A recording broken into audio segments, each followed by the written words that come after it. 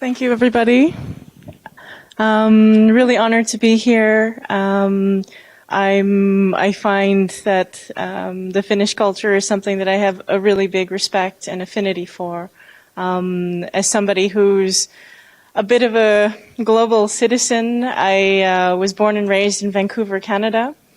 My mother is from Taiwan, my father is from Hong Kong, and they also went to school in Canada. So this sort of melting pot of cultures, languages, those are my roots.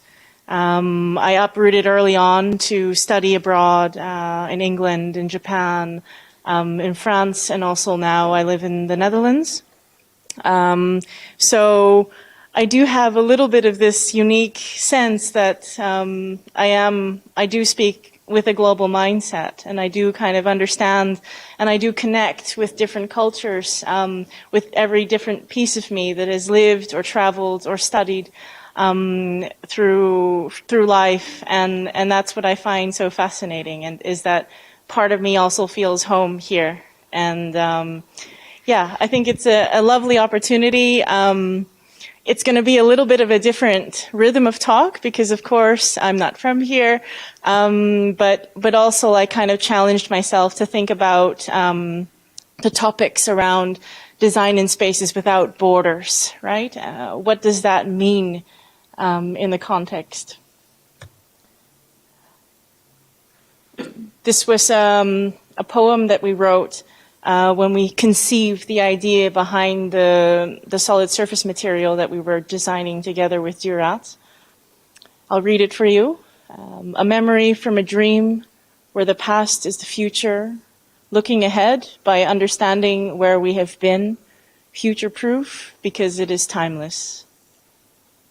When we began to dream about this world, this sort of new material, where does it come from? What is its story? What does it feel like? What are its emotions?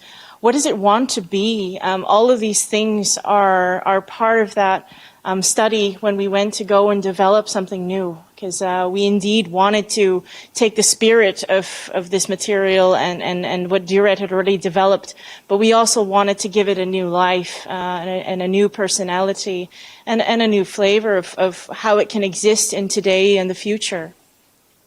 I'll come back to this at the end of the talk because, of course, it's one of those things that will develop a little bit more. I began to think about what led me to talk about design and in relation to, how we create as creatives. And one of those borders that we all face, no matter where we're from, I believe, is this mental border, this sort of edge of what we feel comfortable with or not, right? Taking risks, how much risk averse, or how much do you engage with breaking the norms, or, what does this feel like for creators in this process of becoming part of new movements or engaging in a conversation about something bigger than where we are today. Normally, my talk would have been around sustainability and the push for innovation and circular and, these are, of course, things that I genuinely believe in and that are super, super important. But I also thought, well, how can I phrase it in a way that's actually something that hasn't been talked about before? So, can you think of the last time you felt succumb to the feeling of powerlessness or the need to surrender to the fates? Perhaps a loss of a loved one or a tragedy in your life or a mistake that's just undoable? This is a particularly personal talk for me. I stand here also facing a very turbulent time in my life, faced with grief and loss and a sense of helplessness. And as a creative strategist, my world is centered around control, right?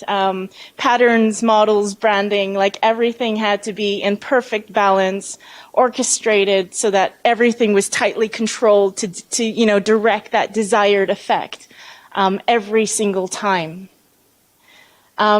So when I was faced with a crisis, I stripped my ability to control. Like everything that I wanted to do to control the situation actually made everything 1,000 times worse. So I was humbled by this chaos and this feeling of helplessness, and I'm now living in a state of surrender. This experience has revealed to me a new understanding of surrender and the possibilities therein. And this is the basis from which I would like to talk today.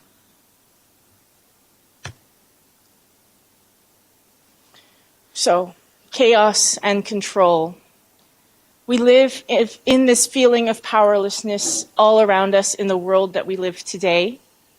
We're in a turbulent time, many upheavals in our human and natural world. Chaos stirred from environmental backlashes, destabilizing our societal infrastructures, and challenging our idea of control over the natural world. Human disconnection, rise of extremism, threat to our ideas and our beliefs are also on the rise, creating chaos and anxiety in the human consciousness. And our human response is more control, right? Satiate our anxiety, but more control. Control over our desires, single serving sizes available at the swipe of your phone, 24 hours a day, wanting to reward us with every act of control. Does this result in a less chaotic world? I would argue that it's actually been part of a very deadly combination.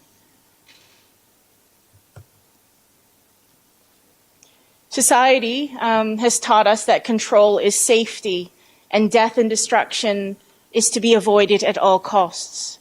With control, we reduce the chaos, we stave off death and decay.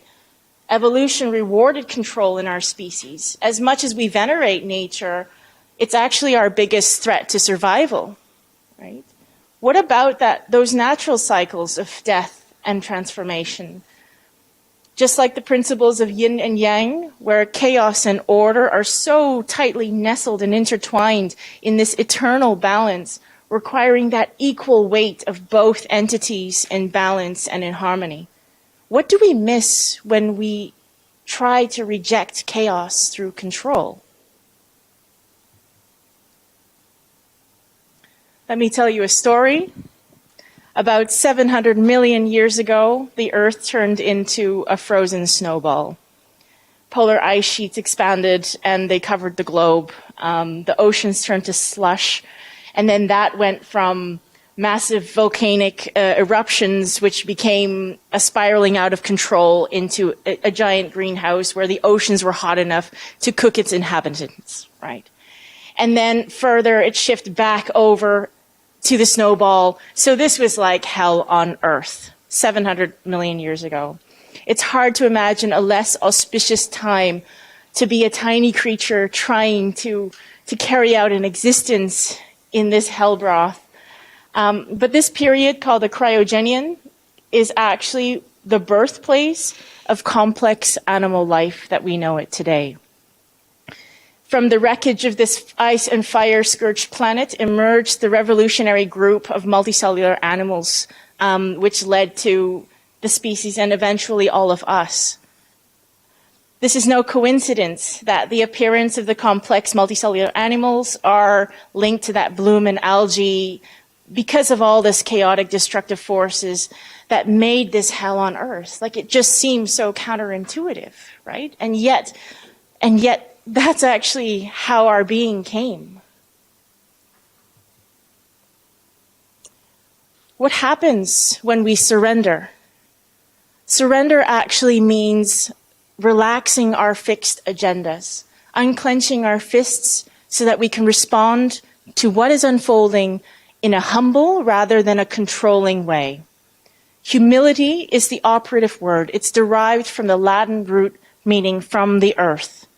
Humility provides a grounded awareness of where we stand in the universe and the limitations of our power. Thus, humility becomes the antidote to pain, arising from that grandiose belief that we ought to be more in control than we are.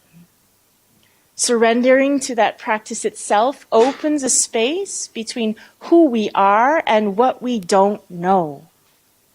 There can be no creativity without surrender, since creativity is welcomed from the unknown.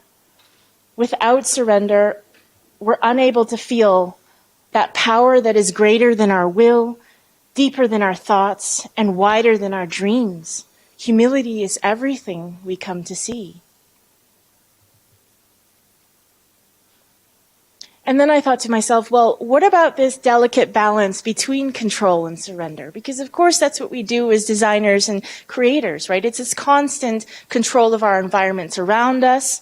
How does this manifest itself? How do we allow control? How much do we allow control to rule our creations? What shifts if we allow ourselves to surrender to what we can't control? By rationalizing our relationship with control versus surrender, we can reimagine our position as creators, allowing a new order to come into being. After all, creation is centered around human aspiration and the idealization of who we wish to become, a longing for a connection to something greater than us, filling that emotional void in our consciousness and ever seeking and ever curious. This is a series of some images that we made, and it's a small example of this play between control and surrender. Here, the set of images are titled Neo-Brutalism, and what you see are, the timeless architectural classics on brutalist architecture with microscopic particles found on Mars. Right? So it's this idea of this pathway into that venerated unknown, this emulation, amelioration, a monument to the boundaries of our human knowledge. It's a monument to everything we know and don't know at the same time. That wonder, that grace of things that we don't yet understand and yet we so very much want a connection to. A plea, a humble gesture to the universe, what we cannot understand, but so desperately want a connection to. We so desperately are curious to know.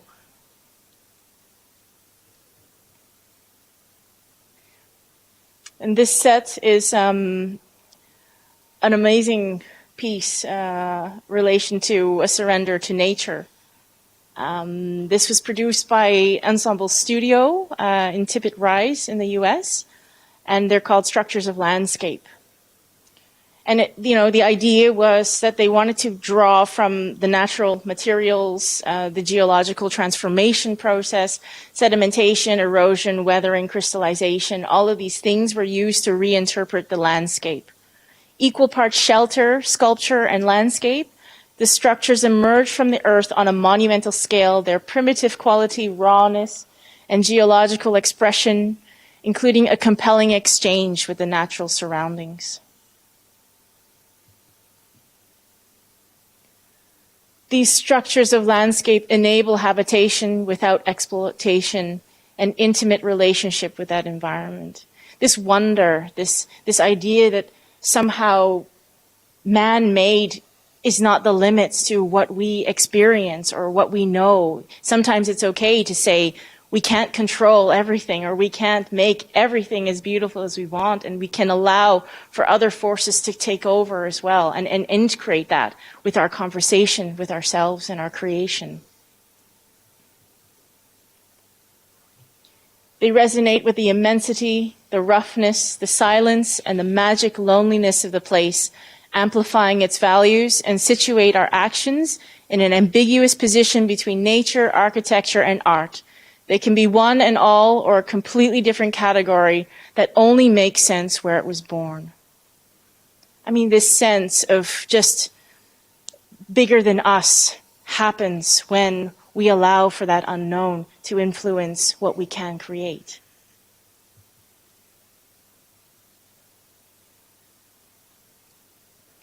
So, surrender.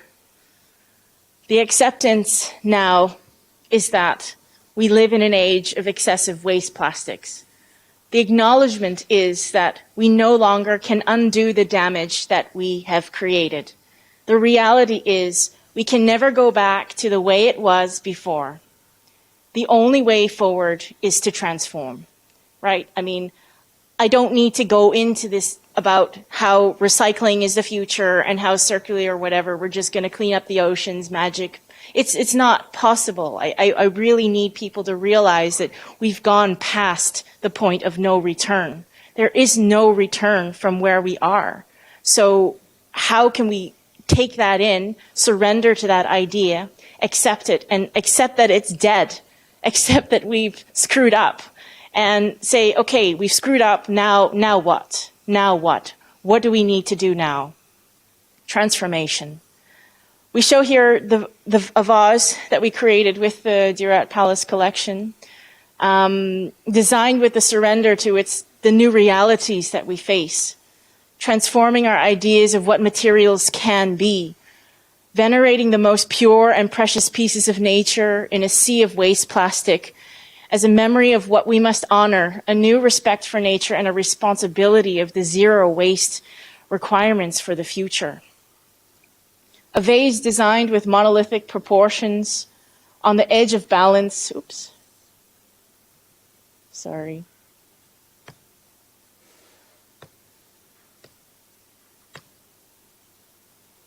One more back.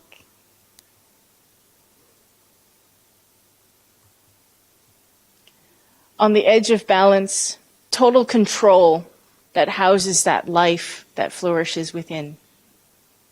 So again, chaos, control, surrender, this balance, this new ability to think beyond by allowing that death of the old to happen in our minds.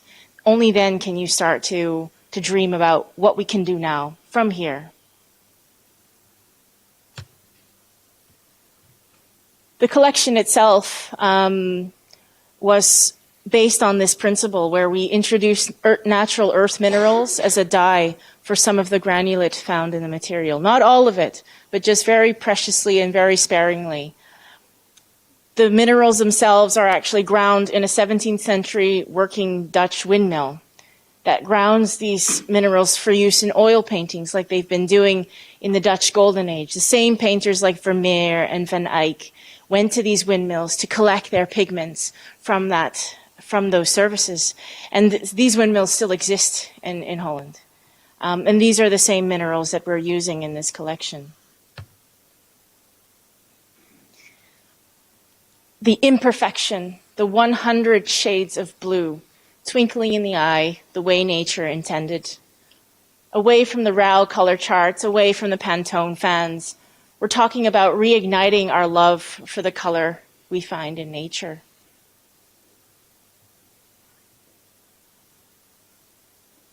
And again, this idea of surrender to the chaos and the destruction of our natural world allows us to have this transformation and rebirth in the way that we create, in the way that we imagine the future.